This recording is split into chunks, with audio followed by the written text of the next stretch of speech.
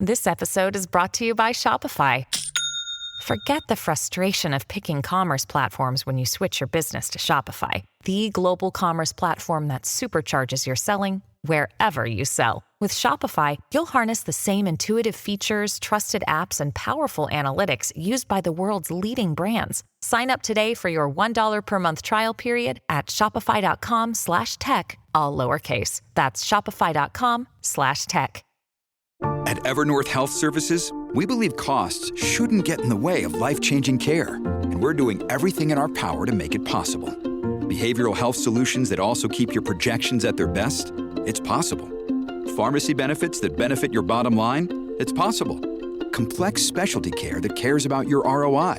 It's possible. Because we're already doing it. All while saving businesses billions. That's Wonder made possible. Learn more at evernorth.com/wonder. Look, Bumble knows you're exhausted by dating.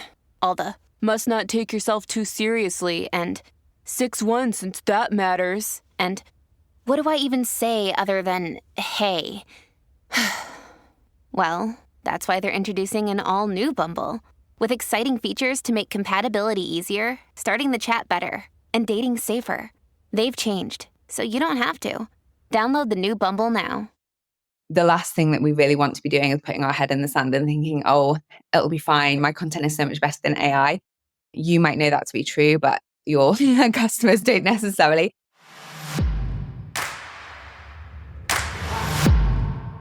Hey, Millionaire University. Welcome back to another episode of the podcast. It's me, Kirsten, and today is going to be so fun because we are bringing on another female guest. We don't get enough girl power here on the MU podcast. So anytime I have an opportunity to share a brilliant woman with you, I am just overly delighted. Menekse Stewart was my guest today, and when I tell you that you are going to absolutely need a notebook to take notes, I am not overstating the truth. My mind was blown. I was taking so many mental notes and trying to listen and pay attention, but knowing full well I was going to come back and listen to this episode for my own personal value. We are moving into an era where AI has completely changed everything we do, particularly generative AI, which is what we talk about today on this episode. So if you are looking for ways to grow your business or simplify and streamline your business, you're going to get so many different ways and tools that are applicable to right now, and it's going to debunk some of the myths that I think you've probably believed about AI. So get ready for an incredible episode. You guys, this is for sure a masterclass in AI and how you can level up your business. So without further delay, welcome to the podcast, Menekse Stewart. Hello, Menekse. Welcome to Millionaire University. I'm so excited to have you here. You're like the first female I've interviewed in a long time, so we're going to have some girl power on this episode. Welcome to the podcast. Amazing. Thank you so much for having me. I'm super excited to chat with you. And yeah, I've been really looking forward to it. Awesome. Well, let's for starters give your backstory. You have a very long history in digital marketing and online business. So let's start somewhere at the beginning and just give everybody a rundown of what your journey has looked like. Yeah, so I always joke, like if you saw the Barbie movie and like Ken's job is beach, I always joke that my job is internet. It's like the easiest way to summarize it, because I started out in search engine optimization back in 2005. I was only 15 and I got paid $3 per article to rewrite medical advice on the internet. So that's why Google's many algorithm updates have meant that keyword stuffing is no longer a great strategy. And it got rid of all of the dodgy medical advice that was written by 15-year-olds paid by questionable agencies. Exactly. Yeah. And then that was the start of a number of years working as a freelancer for different agencies. And the nature of SEO means that you end up in all kinds of corners of the internet. It's one of those things that once you have the core skill set, you can kind of apply it across pretty much any website and industry and do a deep dive. So that took me up to about 2016. And then it was around then that I began working as a freelance head of marketing for thought leaders, people who've got a body of content or a framework, podcast content, best-selling books, coaching, anything in the sort of knowledge commerce space. And spent a number of years working as a freelance head of marketing for people in that space with a particular view on things like organic and evergreen content. And then because of the way that AI has rolled out, Google has been using machine learning in its algorithms since about 2017. And AI really is the sort of next evolution of the technology that we've seen search engines built upon. So 2021 into 2022, started looking a lot more at generative AI and how we're using things like that in our content marketing. And then at the start of 2023, I launched Marketing Magic. And then since then, I've just worked like 18 hours a day building out Marketing Magic and supporting small business owners with that. So that's been sort of the overarching experience so far. Wow. Yeah, you summed up a lot of work and I'm sure a lot of growth and knowledge gained in a short amount of time. And I know that to be successful in this industry, most of the people who are doing really, really well have been through the entire evolution from the beginning of what are we doing with the internet and business and do we even need websites to now when we're using AI to start to replace some of that work that we've had to do for all these years. So what has that looked like for you? I mean, this has been a buzzword for the last year and a half as we brought in ChatGPT and everything. But I know there's so much more to AI and how you can start utilizing it in your business. So what is your specialty when it comes to relying on that as a tool rather than how most people might be using it? Yeah, so I think with the dynamics of how AI is being used, we've seen an explosion of people thinking that they can just go to ChatGPT and say, give me a blog post about this thing and then publish it on their website. And unfortunately, even if people have been doing that and it's been working in the short term, it is absolutely not going to be a long-term strategy. Google's just rolled out in March 2024 a big update with the spam brain algorithm that it uses to specifically look at generative AI created content and content that's been created on content farms. So I think that as we are applying it to different areas of our business, particularly with the generative AI side of things, we do need to be mindful of the contextual framework that we're using as we bring AI into our business systems and our marketing systems. So it isn't enough to just be able to tell AI, write me a blog post about how to become a millionaire. You actually need to have your own expertise as a framework behind that, as well as making sure that you are adding your own tone of voice, whether it's your tone of voice personally or your business's, because the things that get picked up as sort of generative content are because generative AI without a contextual framework sounds like generative AI. So the punctuation, the sort of tonality, the consistency of sentence structures, there's all these different sort of linguistic elements that mean that it's very easy for content to get picked up as AI generated. So my own sort of experience with AI has been a little bit of an obsession for how do we use AI as a tool and help it to sound as much like us as possible, but while retaining our own data ownership and data privacy and making sure that our tone of voice comes across without giving AI access to all of our stories and the things that make us human and the unique experiences that we have that we can bring to the table. So my advice for using AI to create content in your business is to expect it to give you 70 to 80%. And then you go in and add in the anecdotes and the human experiences that build out why you're sharing your story in that way. Yeah. And I think we look at it differently, right? In the beginning, we're like, it's going to save time because it will do all the work for us. When really It's like, no, it's going to do some of the strategic planning for you. It's going to help you get out of your head with some things. But when it comes to the actual creative and the humanity and the work, that really hasn't changed. So I like that because we're still saving a lot of time, but not in the way we originally thought when this hit the scene.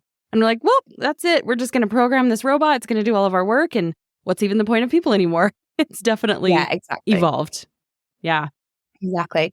And I think that's the piece is that when you drill down into it, AI is a predictive machine. So it's based on the ability to predict what pieces of words might come after other words based on the text that you've given to it. So it's a completely predictive process, which means that for things like innovation and genuine creative thinking and things that break patterns and things that are done differently, AI is only able to help us break through some of the barriers that we're facing and gain that sense of momentum.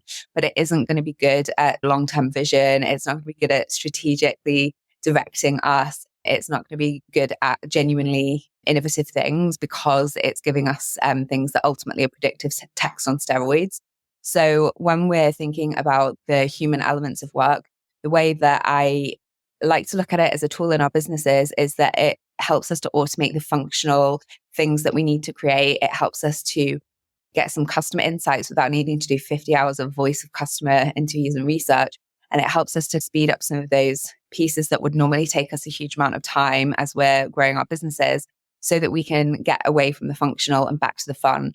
And we can really start to spend more time in relationships and having conversations with people and not having to constantly worry about whether, our one-to-one has gone over the 30 minutes slot that we'd allocated on our schedule because we've got a huge to-do list that needs to get done.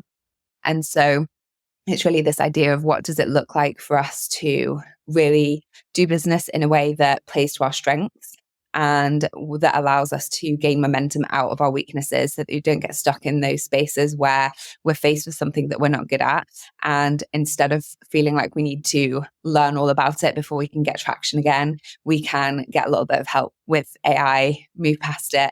And it just gives us that sense of actually we're getting the ball rolling and the business can continue to grow. Yeah, I really like that because I definitely fell into the trap where if you rely too heavily on it and you're assuming it has all-knowing power, you can definitely stall yourself. But I love the ability to just avoid the conversations that might take a couple of hours and be able to just streamline and get out of my head and process something and just find out what I don't know. Because I don't assume it knows everything, but it can maybe give me a framework for what I don't know, and then I can build upon that. Yeah. What are some of the most popular ways or just some really practical ways that we can think about using AI rather than just, go to ChatGPT, go to these tools that have all been developed and just plug your stuff in?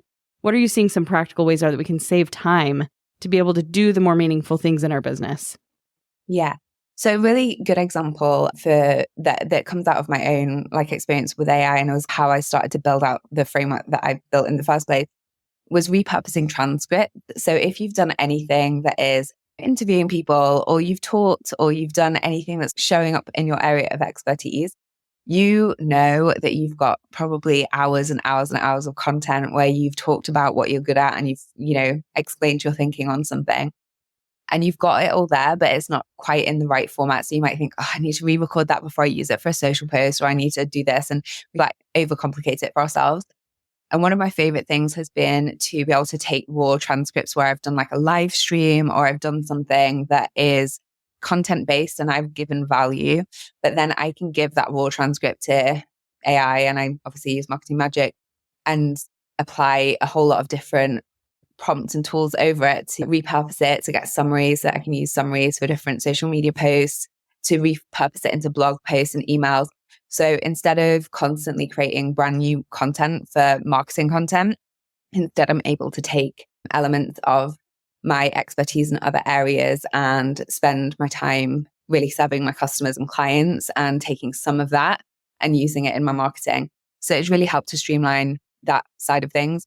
And then sales pages is another one that always used to hold me back a little bit, because I know that a really good sales page, if you're doing it from scratch, takes 40 hours or more, because I've built them out with clients. And when you're doing research again and writing and then designing them, ultimately they're a very functional format because they need to cover the different things that your ideal customer is going to have questions about.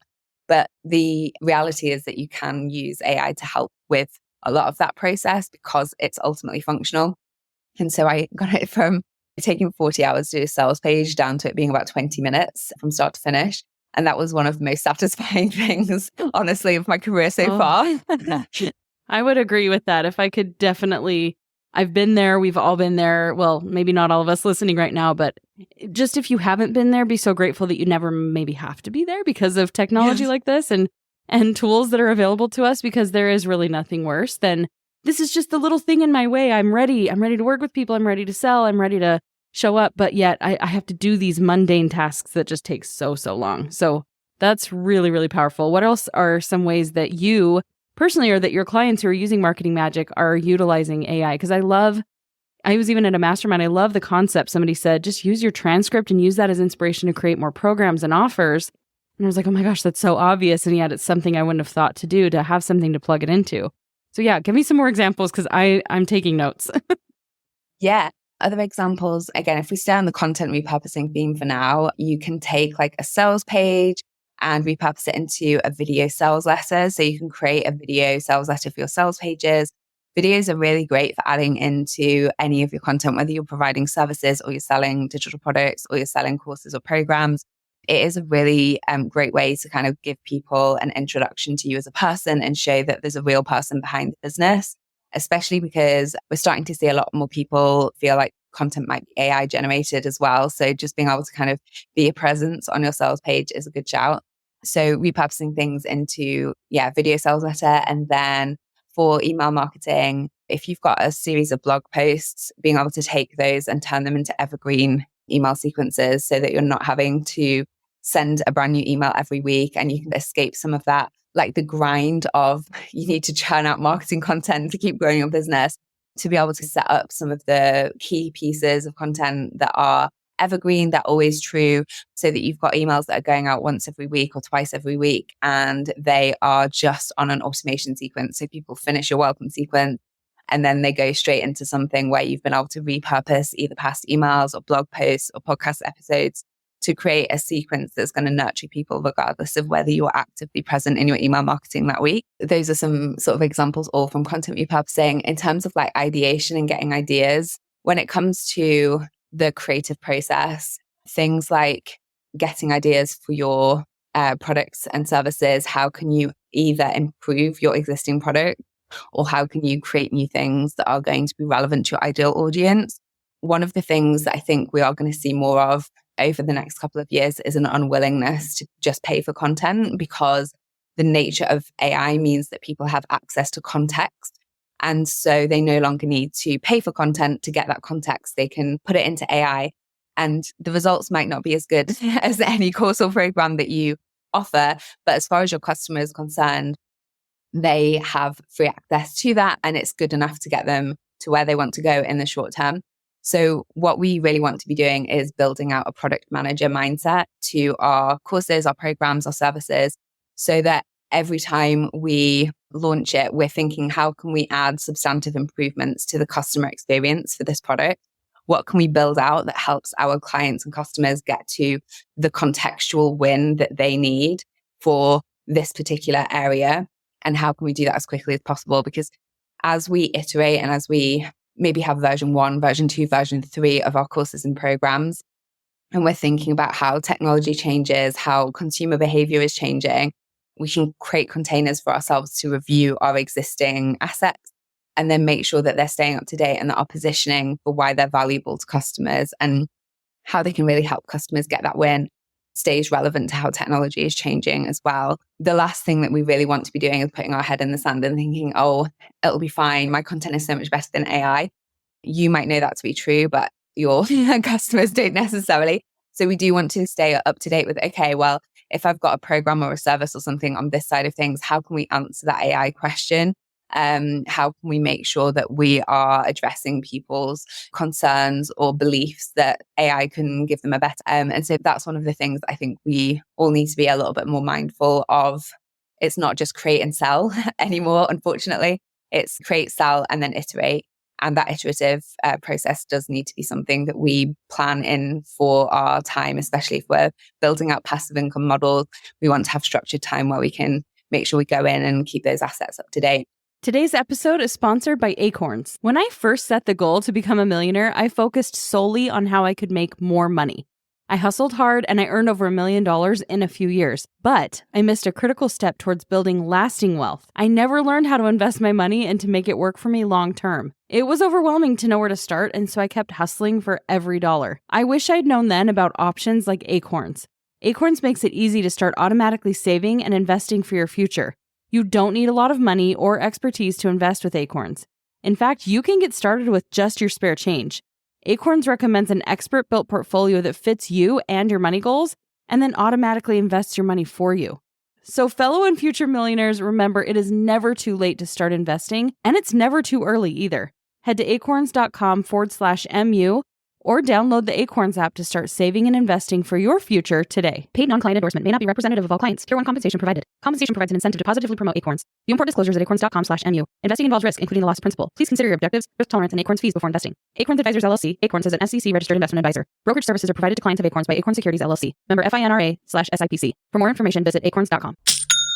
Shopify has already taken the cash register online, helping millions sell billions around the world. But did you know that Shopify can do the same thing at your retail store? Give your point of sale system a serious upgrade with Shopify. Shopify POS is your command center for your retail store. From accepting payments to to managing inventory, Shopify has everything you need to sell in person. With Shopify, you get a powerhouse selling partner that effortlessly unites your in-person and online sales into one source of truth. Track every sale across your business in one place and know exactly what's in stock. Connect with customers in line and online. Shopify helps you drive store traffic with plug-and-play tools built for marketing campaigns from TikTok to Instagram and beyond. Get hardware that fits your business. Take payments by smartphone. Plus, Shopify's award-winning help is there to support your success every step of the way. Sign up for a $1 per month trial period at shopify.com/MU, all lowercase. Go to shopify.com/MU to take your retail business to the next level today. Shopify.com/MU. And then the final piece that I think is worth mentioning is customer insights, because that can take so much time. And if you're doing any kind of research when it comes to who your ideal customer is, the further you get away from being in that space, like for me now, it's much harder for me to think about what it's like to not know anything about AI because I've been so immersed in the space for so long. So for new business owners who are only just maybe starting to think about adding AI into their systems, especially because I do work a lot with people in the creative industries, and there's just a much higher sort of suspicion towards AI because of intellectual property and copyright and things like that.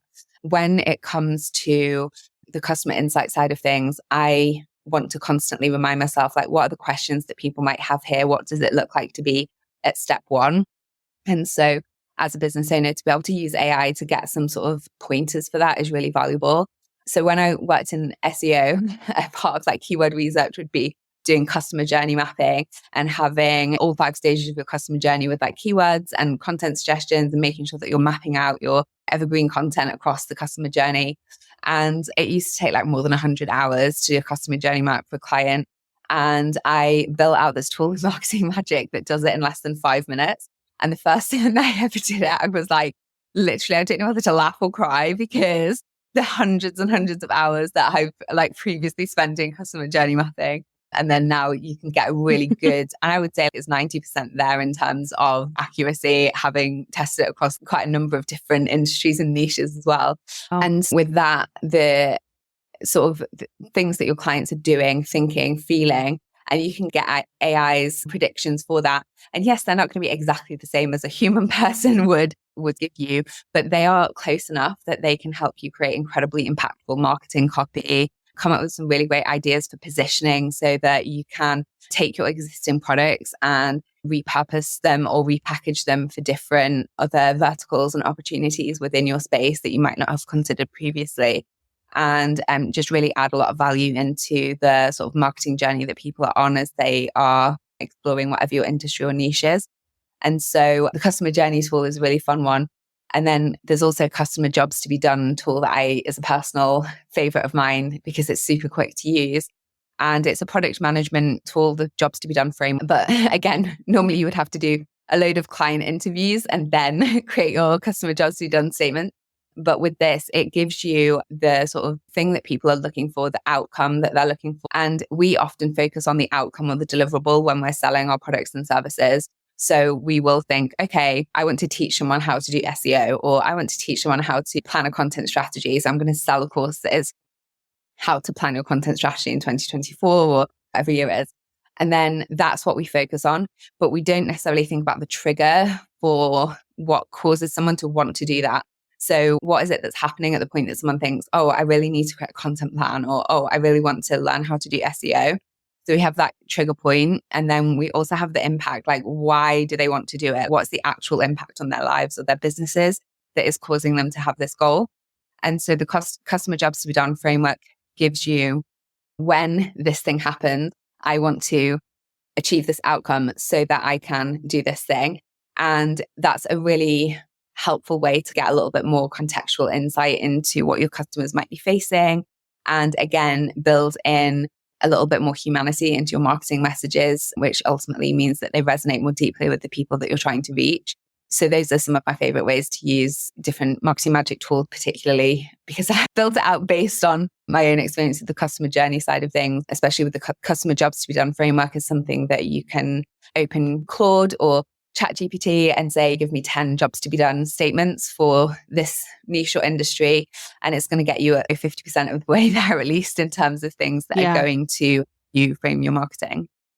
Wow. You gave us so much in that, just that answer alone. My mind is spinning with different ways that I can utilize AI in ways that I hadn't really thought about before on a technical level, and even just a time-saving level, and just thinking about it a little bit differently, and how I can move my business forward. Because the thing you just talked about with understanding the customer journey and understanding how to get inside the head of that customer, and to be able to have a tool that will take you from, here's what the actual deliverable, the tangible is, but now let's talk about this on a more emotional level, on why they need this. That is a question that so many businesses, number one, don't even know to ask themselves. Number two, they ask the question and it's very hard to find the answer when you're so close to the tool or the product. So having something that can help move that journey along and that's a little bit more personal is so, so powerful, and honestly is a huge moneymaker, because you can figure that out. You can answer those questions. You have the right things to say, do in your marketing. You have no limit to how much money you're going to make and how many offers you're going to sell. So all of the different ways that you gave us are so incredible. And I'm excited to learn more about what you do inside Marketing Magic. I'm curious what you think the future of content is going to look like from a big picture, because you've mentioned many years ago you were doing SEO, and it was just we're playing the game, right? We're keyword stuffing. We're doing what we should be doing to be able to get the traction. What do you see that looking like in the future, where now we're plugging in and using these tools and we're getting a little bit smarter, but what are we going to look back in 10 years and see that we have done or needs to be done differently as we move forward?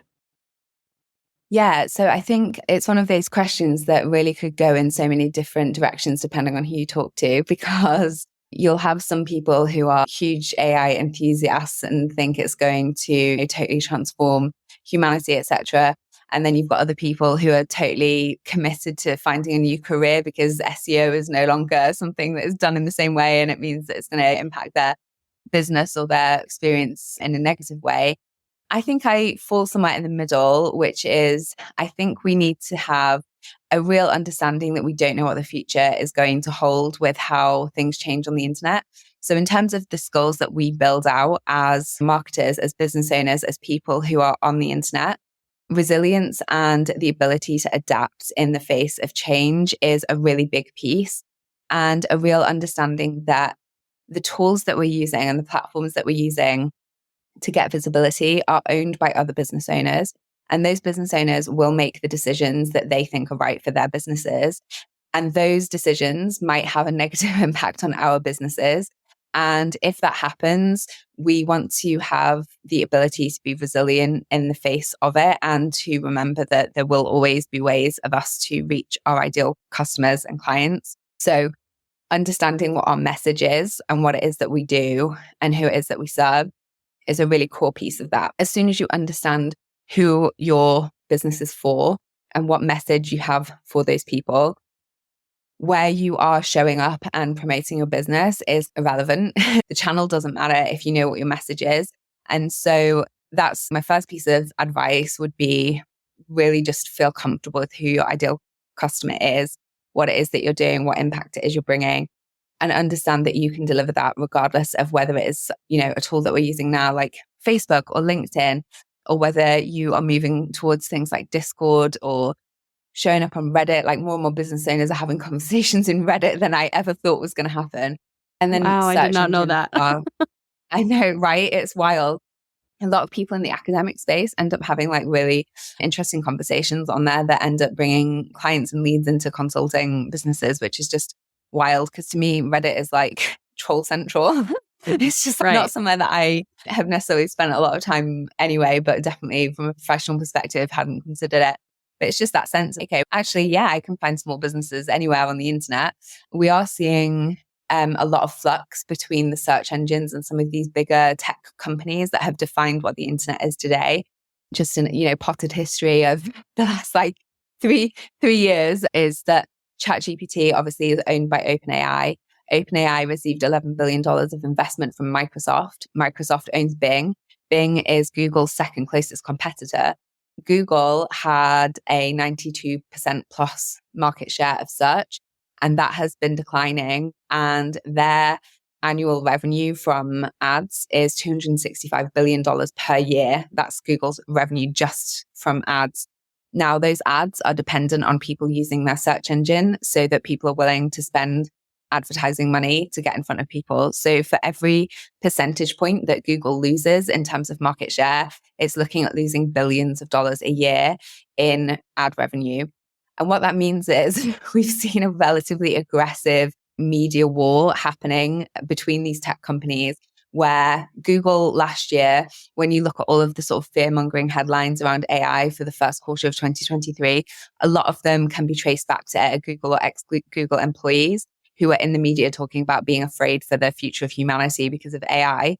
Ultimately, what that is doing is creating space for them to be able to catch up with their own generative AI that they hadn't yet released and that they had like a few issues rolling out. We're seeing Google show up on TikTok commenting on influencers' TikTok viral videos, which I just cannot tell you how unprecedented it is for Google as a company to be like, oh, Slay Queen in the comments of like viral TikTok videos. Like it's just so unheard of. I know, and I've seen that recently too. And everybody commenting back and saying, what is Google doing here? What's happening? Google's commenting?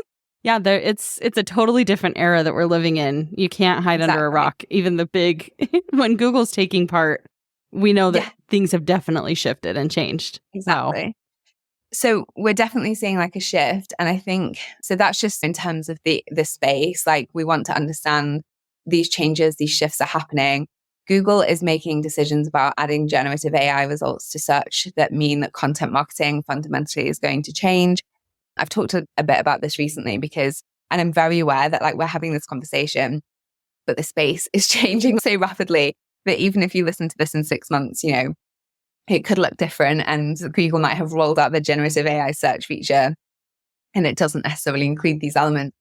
But with their generative search beta that they've been trialing out, the way that it shows is if someone looks for an informational search query, the result that they're getting is a generated AI response.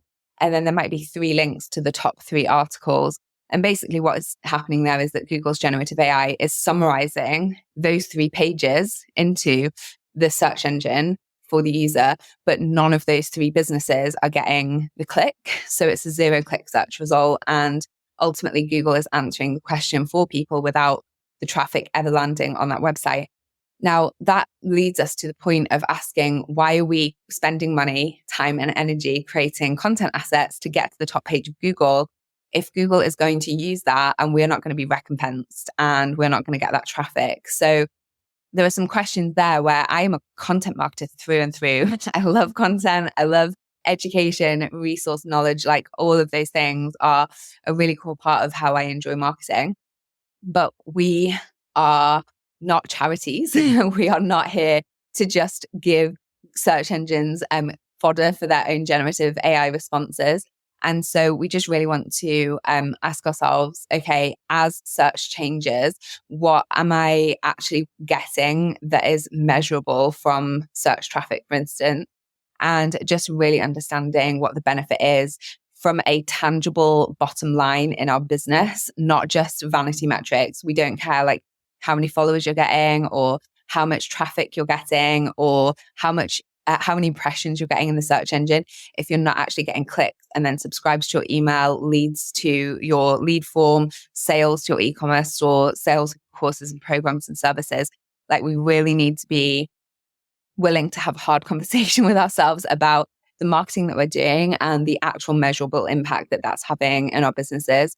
And the other side of the content piece is that the level to which AI was adopted so quickly with ChatGPT, and I specifically mean generative AI, where we're looking at the creation of text and images, because AI has been part of our business systems for decades now, but specifically with generative AI, where it's come into everyone's consciousness a lot more. With ChatGPT, the reason that was adopted so quickly, not only is it novel, but it's also that context piece, which is that people don't want to search for something in Google and have to filter through 16 million results to try and find the one piece of content that is relevant to them. So people are enjoying the fact that they can ask a contextual question and they almost don't care how factually accurate that result is, because AI makes stuff up. It's called hallucination, but AI like has a tendency to make things up. And so we are seeing people not necessarily prioritize truth over convenience. And we want to understand that context is much more important to people than content, because content is intrinsically overwhelming if it's too generic. And so understanding, again, we come back to the piece of like understanding who our customers are, understanding what our customers are looking for, what they need, what is going to help them reach their goal, is going to build trust and allow us to build that relationship and build brand loyalty. Just overloading them with information is not going to be enough. And I do think that we're going to see a little bit of an end of the kind of guru culture that the online business space has built over the last number of years, because it isn't about knowing the most or having a blueprint or having a secret gate-kept piece of knowledge that people need to spend $2,000 or $3,000 to unlock. It is about showing up and genuinely wanting the best for your customers and clients, and being willing to design products and services that help them to reach their goals. And that is a true statement, regardless of whether you work with like enterprise and corporate or whether you work with direct to consumer business models. It's a long answer, but I think it's a very nuanced area, and there's just, a lot going on. And ultimately, we just need to feel comfortable to show up with the message that we have for the customers that we have, regardless of the model. But we want to be holding lightly the current channels that we're seeing growth from, enjoy that growth and lean into it while we can. But if it suddenly changes or disappears in some way, or a new platform emerges, being willing to try that out and be a little bit in like platform generic with our marketing is a good approach. Which is good news for some and bad news for others, is what I was thinking as you were talking about this need to level up. And I think you can sit here, maybe you're listening in the audience right now on MU and you're thinking, oh my gosh, I miss the heyday when you could just create an offer and sell it. And it was so easy. It was basically like flipping a switch. Or you could look at it as like, oh my gosh, I get to be part of an era where I have more tools and more access to generative AI and these awesome things that make it more possible. There's really not one better than the other. It's just different. It's a different landscape that you can come in and build an online business. And honestly, having been in both, I'm really excited about this, because that lack of authenticity, that promise of the big secret, like you were saying, was really exhausting after a decade of sales funnels being what they were. And so I'm personally excited about the future of utilizing these tools, utilizing AI in a way. And it's really, ironically, what I'm thinking as you're talking is it's forcing us to be more human than less human. And who saw that coming? And I loved hearing kind of your take. I loved hearing your take on Google and what's really happening. It's like the space race, but for AI and for the online. That's really what the world is coming to now. Yeah, not giving into the fear mongering when it comes to using AI, and just understanding its place, and that it's actually giving us, it's kind of like the invention of the machine age, right? Now people panicked at first and they're like, oh no, but what will we do? And really it just alleviated and gave us more time back to do more meaningful things. And if we go about it that way, that's the right way to use it, rather than replacing or taking humanity out. So you've given us so much to think about, and I really have loved your take on how to responsibly use AI and the ethics behind it, and really what the future. I know none of us know the future, but I think you did a really great job of predicting what we can be looking forward to. And I'm personally really grateful that you are taking the time to dive so deep into topics like this, bringing it to our audience and helping us to think a little bit differently. So thank you so much for all of the things that you've shared today. It's been awesome. No, thank you. It's been a joy to be here. Always love having a nerdy conversation about AI. So thank you. It's the best. Okay, so we've talked about Marketing Magic, but where's the best place for people to go to learn more and to connect with you and continue to have these nerdy conversations? Yeah, so if you go to marketingmagic.app, you'll find just some information about how to sign up and get a 7-day free trial to try out Marketing Magic. A lot of the things that we've talked about today in terms of outcomes, the framework for all of that is in Marketing Magic. It's really easy to get set up. It takes like 60 seconds. All you need is your webpage link and you can kind of get started and try it out for yourself. So I would say start there, because it's going to save you 10 hours a week just with that 7-day free trial. You'll save yourself a whole lot of time. And then apart from that, hit me up on social media. I'm easy to find because there aren't very many Menekse Stewarts out there. I think I might be the only one, because Menekse is like a really rare name even in Turkey, which is my name is Turkish. The fact that I've got a Turkish first name and a Irish second name means that I'm very easy to find online. So LinkedIn, Facebook, Instagram, just, hit me up wherever you enjoy hanging out on the internet. Love it. Thank you so much for coming on here, sharing your expertise. It was really awesome to get to know you, hear your story. And I know everybody's going to be diving into more. So again, thanks for coming on. It was great to get to know you. Thank you so much. Thank you. Huge thank you to Menekse and our other show sponsors for making episodes like this possible to provide to our awesome Millionaire University community completely free. You know, all of our guests on here really know their stuff, but I was honestly so impressed with Menekse and just the depth of her knowledge in her field. AI is something that is so buzzworthy. Everybody's talking about, everybody's trying to understand. And to have somebody who's really gone deep and can explain it to most of us who have maybe only scratched the surface using tools like ChatGPT or even the platform that I use to edit my podcast episodes for this show, there is so much more there and so much more opportunity. So depending on where you're at, if you're just starting your business, if you've been at it a while, there was something of value on this episode for you. I can guarantee it. And I hope that you are walking away from this with some strategies in mind and how you can really start to use these technological advancements to your advantage. But really, to me, the most exciting part is how it really does free us up to bring more humanity and connection into our business. And at the end of the day, that's really what should be our motivation. We want to make millions of dollars. Obviously, we want to be successful. But if we're going to do this and it's going to be meaningful, we want it to help and benefit other people. And so we can use these tools to level things up, move our businesses forward, but increase that connection value. Thank you again, Menekse, for bringing the fire. And until our next episode, you guys have a great day.